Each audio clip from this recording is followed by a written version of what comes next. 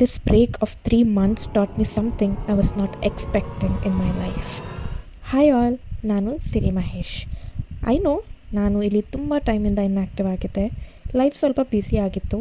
Not because of work, not because of entertainment or trip. It is because I wanted to search my why, that is my purpose in life. ಈ break ಟೈಮಲ್ಲಿ ಒಂದು important ಥಿಂಗ್ನ ಅರ್ಥ ಮಾಡಿಕೊಂಡೆ, that is healthy life style.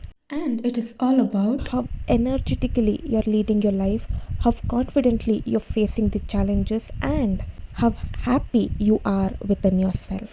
Because when you feel good inside, everything outside starts changing.